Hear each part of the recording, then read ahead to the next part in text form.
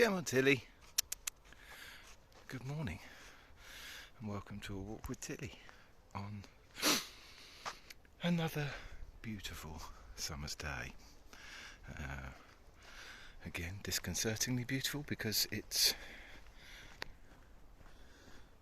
7:30 in the morning and it's pretty warm already, and we're set for another 30 odd degree day, which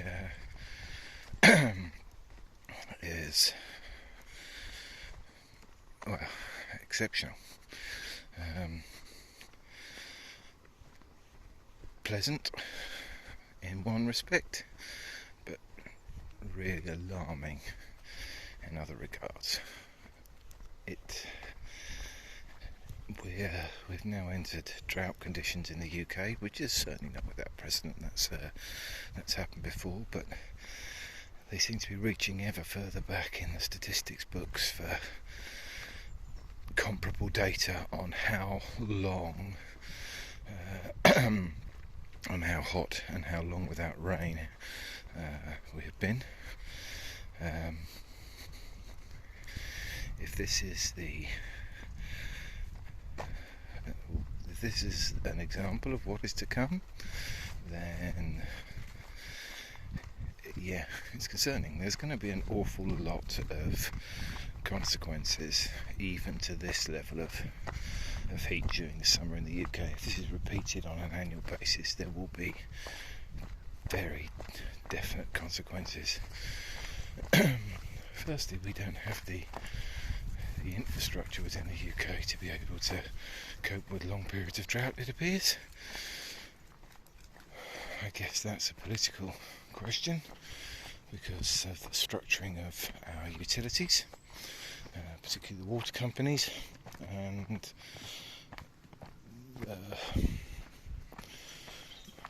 the pressure of those individuals tasked with running those organisations.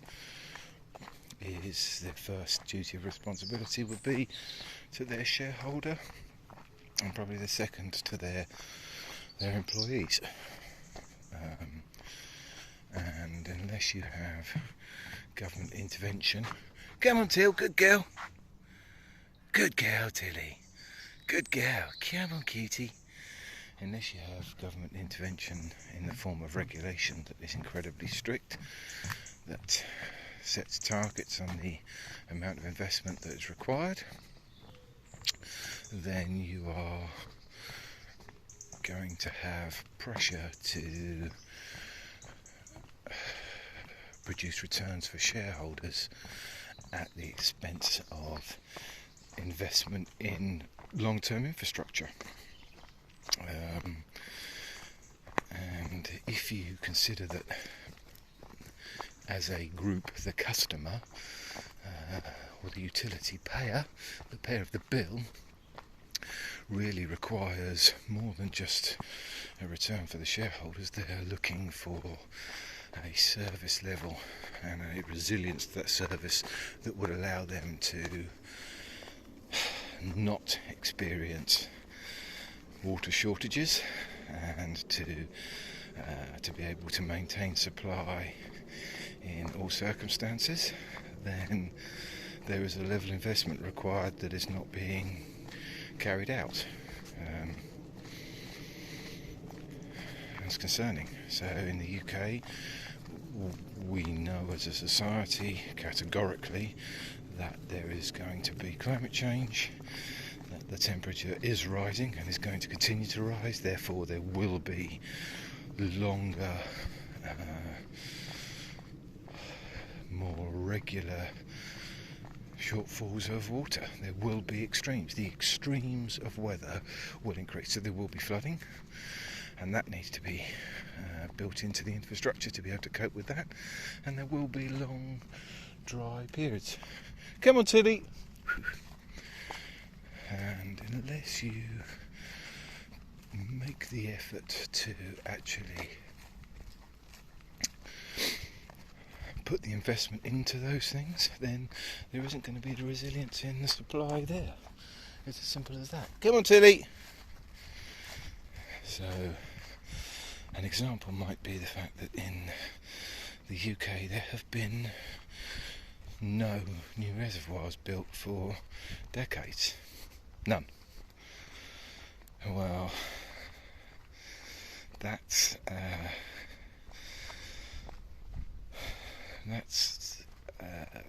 the best thing would be to call it an oversight, but I think it's willful misallocation of funds. We are going to be in more regular drought scenarios, therefore the hard infrastructure to be able to better cope with those should have been put in place, and a degree of that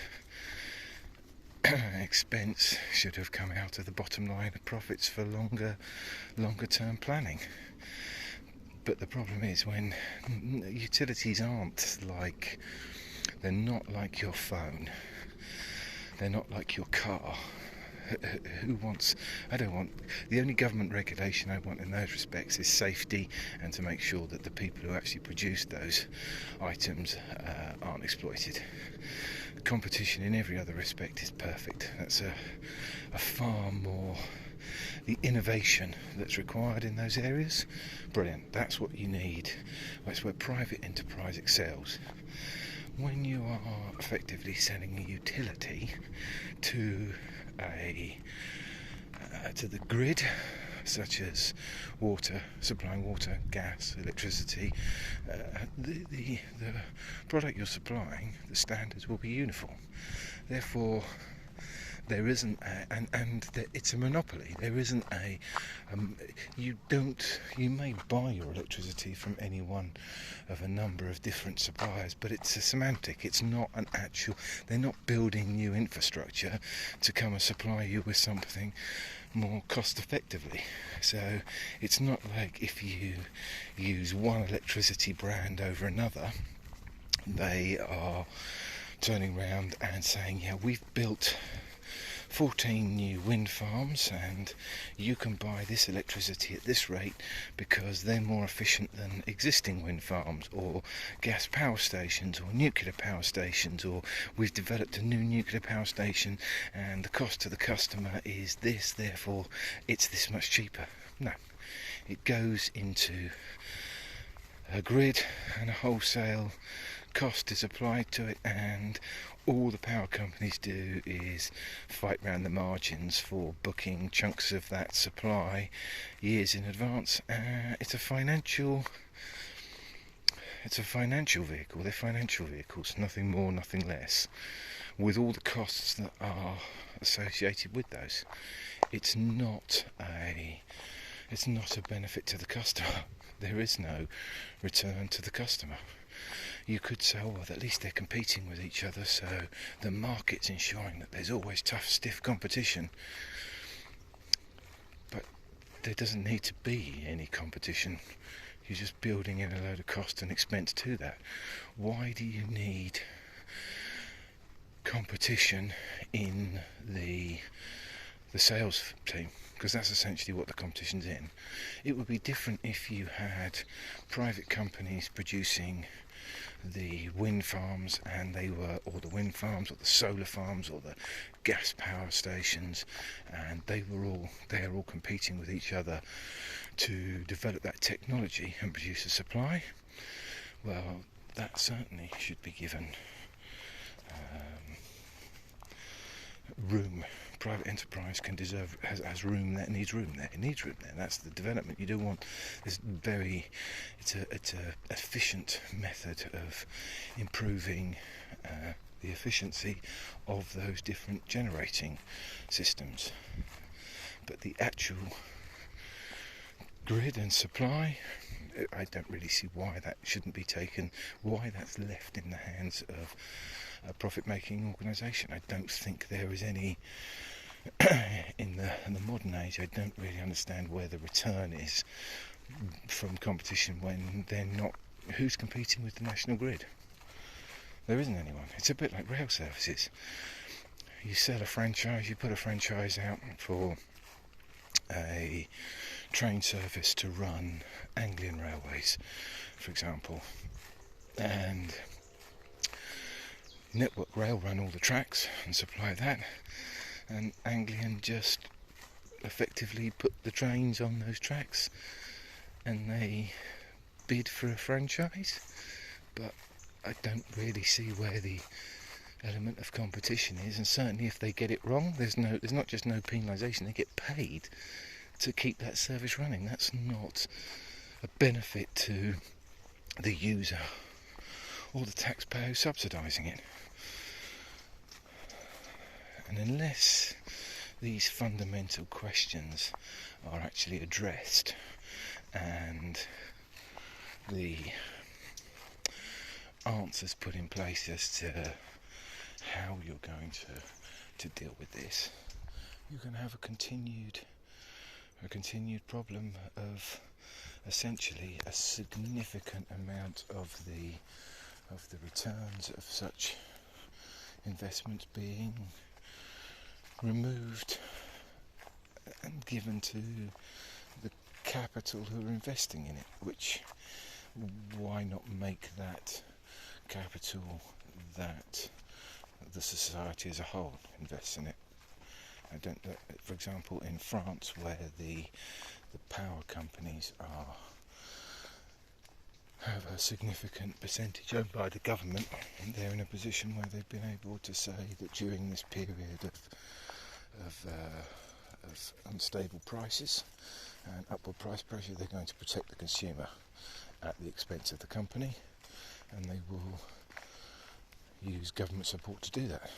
Yet in the UK we've been entirely unwilling to do that. Essentially the support has gone to the consumer, who's then paid the company, which means the companies are making extraordinary profits. My feeling as well is those organisations that are they will have analysts very carefully deciding what the best purchasing decision is for that commodity a long way in advance. So at the moment the prices are astronomical, therefore my guess is most analysts would have put together purchasing decisions that try and purchase off of that, away from that peak of price.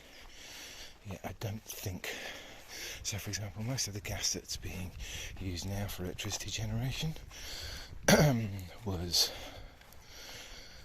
in contracts purchased years ago, probably a couple of years in advance. So what they're purchasing now is again what they think they're likely to need in a couple of years. When the market is extraordinarily high, there will be an awful lot of pressure not to commit to contracts for gas supply now.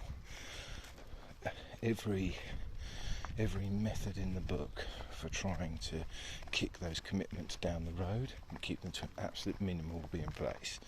Now, when you are selling the gas you bought in advance to the consumer at a market value set today, and there's been a huge bubble or huge increase in that price, you're making extraordinary profits. Now, those extraordinary profits essentially should be putting in a kitty to offset the costs that you're going to incur coming down the road, or there'll be loads of companies going bust. My feeling is there will be loads of companies going bust down the road, because they will, unless they have set themselves up to be able to put forward options on gas prices that are far lower down the line, then, and they aren't pricing in those rises, and it doesn't sound like they are if they're making super profits, then something is going to fall over, and that will be carried by the consumer and the taxpayer. The long term of these things are definitely not good. But those are my thoughts for today. I'm going to enjoy the rest of our lovely walk.